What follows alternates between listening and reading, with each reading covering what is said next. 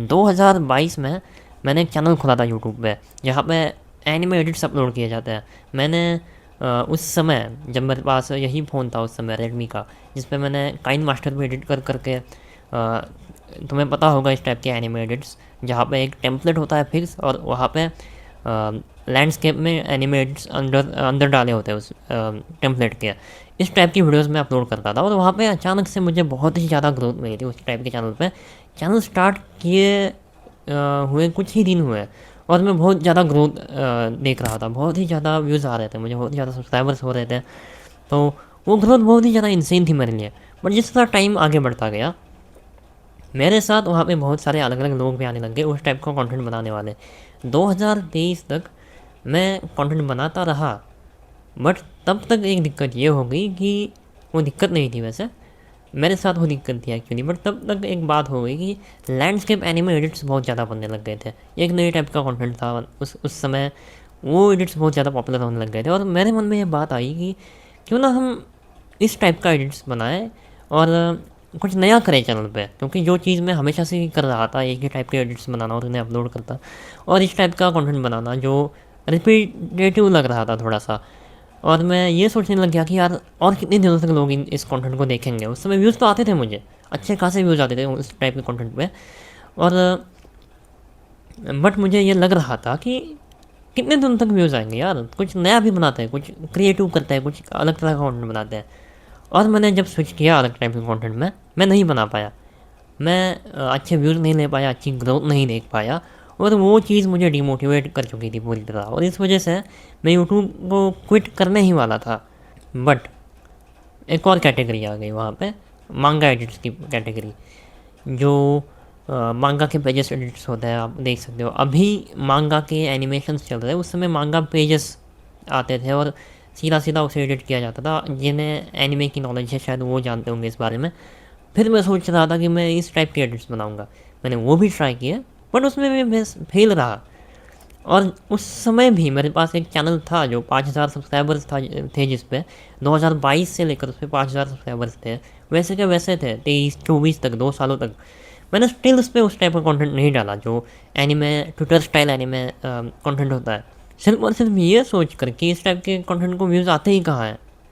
और एक समय ऐसा था जब अचानक से मेरी नज़र पड़ गई उस टाइप के कंटेंट पे और मुझे पता चल गया कि इस टाइप के कंटेंट को अभी भी व्यूज़ आते हैं। 2024 को मैंने वापस देखा कि एनिमे टाइप शॉर्ट्स को, जो ट्विटर स्टाइल शॉर्ट्स होते हैं, जो मैं 2022 से बनाता था, उस टाइप के कंटेंट को 2024 में भी व्यूज़ आ रहे थे।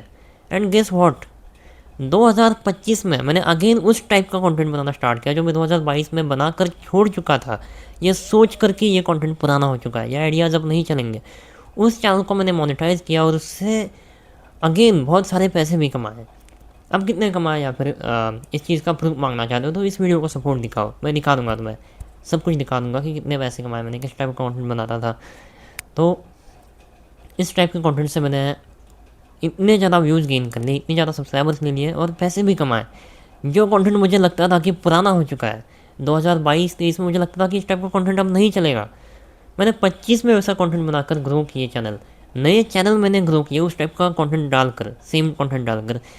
इमेजिन, मैंने ये चीज़ सोची ही नहीं होती कि ये कंटेंट भी अभी चल सकता है, या फिर मैंने उसी तरह इग्नोरेंस दिखाई होती और इग्नोर किया होता इस चीज़ को कि यार इस टाइप का कंटेंट अभी भी चल सकता है। सिर्फ और सिर्फ अपने ये डिल्यूजन को मन में लेकर कि हमें कुछ नया करना चाहिए, कुछ इनोवेटिव करना चाहिए। इमेजिन, मैं और सब्सक्राइबर्स बना ही नहीं पाता, मैं और 2 चैनल्स ग्रो कर ही नहीं पाता अभी 2025 में। तो अगर तुम्हारे मन में ऐसी कोई आइडिया हो जिस पे बहुत ज़्यादा काम किया जा रहा है पहले, और तुम्हें ऐसा लगता है कि अब ये वर्थ इट नहीं होगा उस पर काम करना, ये पूरी तरह गलत बात होगी अगर तुम उसे ट्राई आउट करके नहीं देखोगे। तो मैं कहूँगा कि इस टाइप के आइडियाज़ पे काम करो, जितना तुमसे हो सके तुम उस चीज़ को टाइम दो।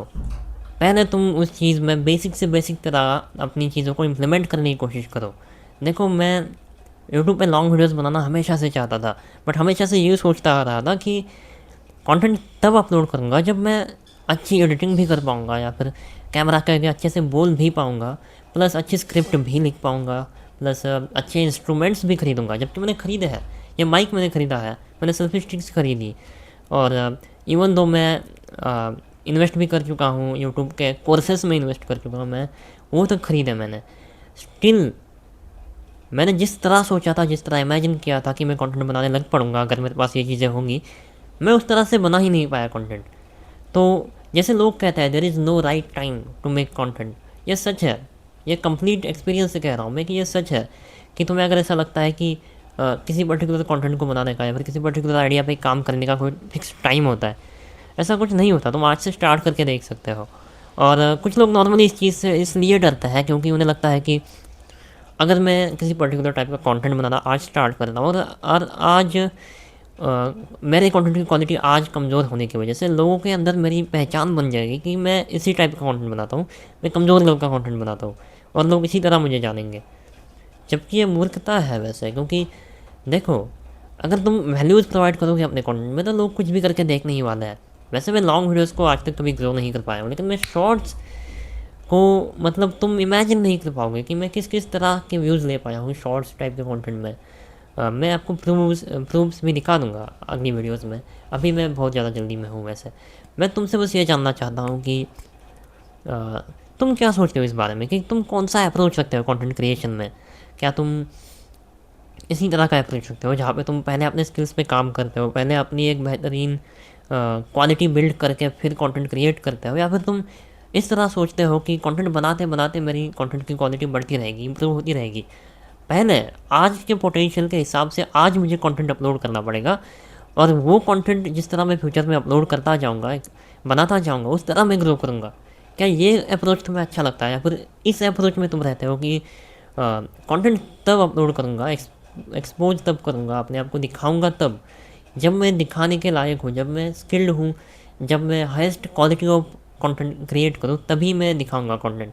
तुम इन दो में से कौन सा अप्रोच मानते हो, कमेंट करो प्लीज़, मैं खुद जानना चाहता हूँ। मैं कोई एक्सपर्ट नहीं हूँ, बट जितना मेरा एक्सपीरियंस था आज तक, मैं इस टाइप के अप्रोच में रहता हूँ जहाँ पे तुम ऐसा कंटेंट बनाओ जहाँ पे तुम जितना जल्दी हो सके प्रेजेंटेबल वीडियोस बनाओ, और जहाँ पे बेसिक से बेसिक तरह तुम बस अपनी आइडिया को उतार सको वीडियो के अंदर और उसे एक्सप्लेन कर सको। इस टाइप का कंटेंट बनाओगे तुम स्टिल ज़्यादा प्रोडक्टिव फील करोगे, और तुम कम से कम व्यूज़ या फिर नंबर्स के मामले में तो तुम ग्रो करके ही रहोगे। और यही मेरा एक्सपीरियंस है। तुम्हें क्या लगता है, प्लीज़ कमेंट करो कि तुम क्या सोचते हो कंटेंट क्रिएशन के बारे में।